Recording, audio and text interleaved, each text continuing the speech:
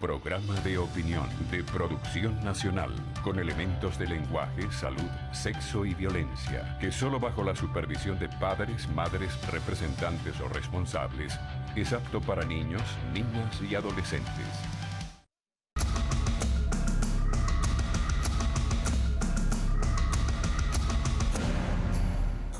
Muy buenos días. Voy a conversar con María Albert Juliana Barrios Slotter.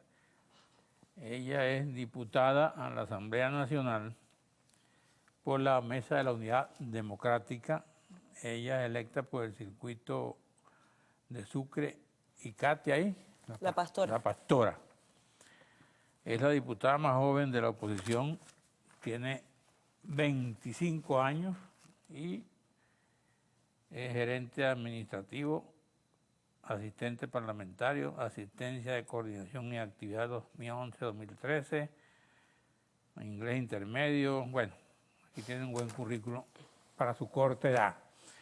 Tú interviniste una vez sobre reconciliación. De esa vez a hoy, ¿qué avances han tenido ustedes como diputadas, como MUD y como oposición en ese tema? Nos hemos organizado como pueblo, nos hemos unido más como venezolanos. Esos han sido los avances. Los esfuerzos que se han hecho dentro de la Asamblea Nacional no han sido otra cosa que soluciones constitucionales y legítimas para darle una salida a la crisis que estamos viviendo. Y el gobierno sencillamente las ha vetado. Las ha vetado como lo hizo con una ley que daba un bono de salud y alimentación para jubilados y pensionados. En un principio lo vetó el Tribunal Supremo de Justicia. Posteriormente se devolvió a la Asamblea para que fuese estudiado el impacto económico que tenía. Y eso no da garantía de que podamos hacer efectiva esa ley precisamente por el veto del gobierno. Una ley que no hablaba de otra cosa sino darle titularidad, sentido de propiedad a beneficiarios de la Gran Misión Vivienda de Venezuela. Una ley que beneficiaba a estas personas necesitadas sin distingo político y también fue vetada por el gobierno. Y eso es muestra de un gobierno que está buscando ser revocado, un gobierno que sencillamente le dio la espalda a los problemas que se está viviendo en el país, los problemas que se resumen en los sectores populares, pero que los vemos en cualquier otro lado. ¿Por qué crees tú que un gobierno está interesado en no resolver los problemas presentados desde la Asamblea Nacional? Yo le puedo hablar como diputada, pero también le puedo hablar como joven, como alguien que viene a los sectores populares. Yo no voy a hablar como el gobierno, porque es muy difícil entender un gobierno que ve como la semana pasada en comunidades de Catia y no han llegado los camiones de comida, que ve como en las casas, en los hogares de Venezuela, las personas están comiendo 2 veces al día y no hace nada. No puedo hablar por un gobierno que sencillamente ve cómo la inseguridad nos está matando, cómo hay escasez de medicinas, cómo hay escasez de alimentos y no hace nada. Un gobierno que hace unos meses se autodecretó una resolución para tratar la guerra económica y vemos cómo la situación económica y de poder adquisitivo en el país ha mermado junto a todos los temas que anteriormente le mencioné y forman parte de la crisis. Yo puedo hablar como venezolana y decir que yo apuesto por un referéndum revocatorio, una solución constitucional, democrática y pacífica propuesta desde Primero Justicia y por la Mesa de la Unidad posteriormente para darle la solución constitucional, como bien se lo decía, a la crisis que estamos viviendo. ¿Y tú crees que van a tener revocatorio este año? Sí creo porque... ¿Por qué crees? Primero, está amparado en la Constitución, en el artículo 72, donde habla de la facultad que tiene el pueblo venezolano de revocar a un gobernante ineficiente en la mitad del periodo de su mandato.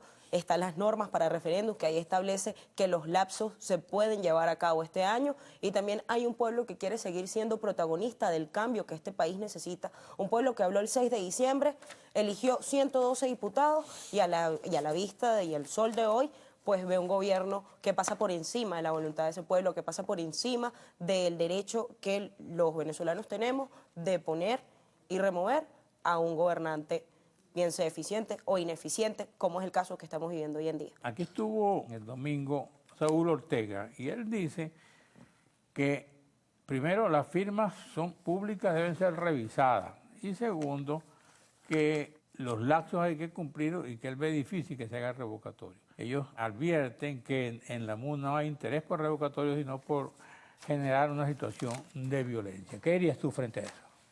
En primer lugar, ellos hablan de publicar las firmas, ellos hablan de que no cumplen los lapsos porque mantienen constantemente un mensaje de desesperanza para los venezolanos.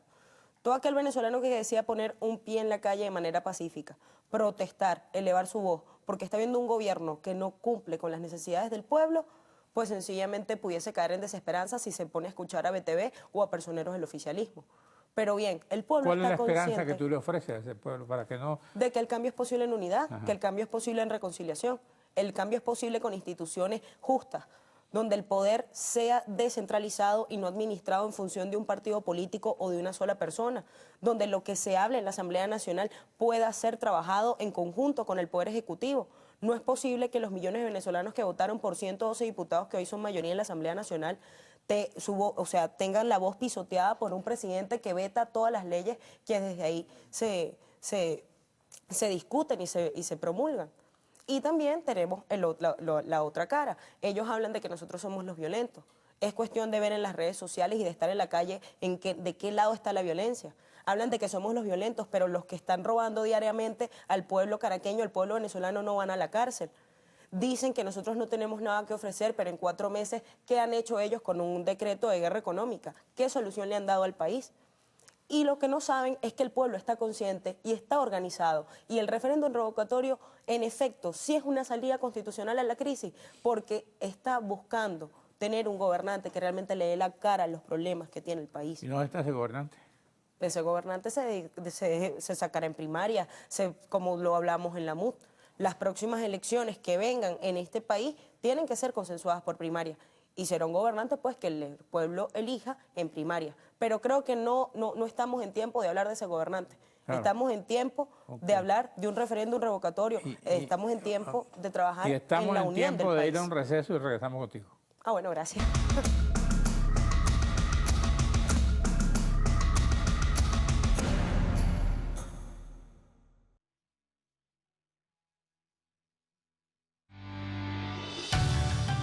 Estás viendo Regiones.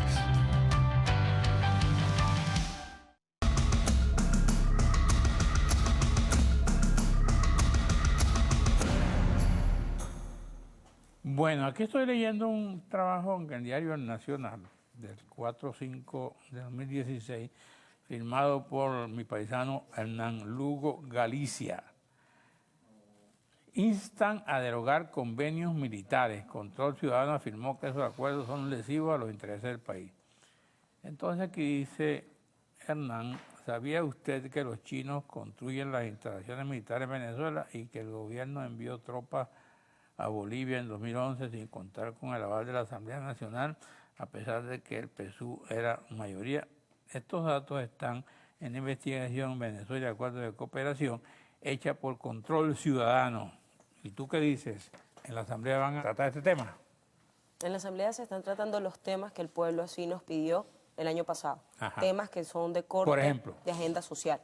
Le hablaba en un principio, mira, en la Asamblea discutimos el tema de la ley de amnistía y reconciliación nacional, tanto para la liberación de los presos políticos como para dar un mensaje. Ya está aprobado. Pero vetado por el TCJ. Correcto. ¿Qué nuevas leyes vienen que le pueden vetar? Ley de producción nacional. ¿Ah? La ley de producción nacional. ¿Esa no está aprobada? Reactivar la economía. ¿Esa no está aprobada? Va a segunda discusión. No, segunda discusión. ¿Qué otra ley además? Viene una ley también para lo que es la explotación de oro y hidrocarburos.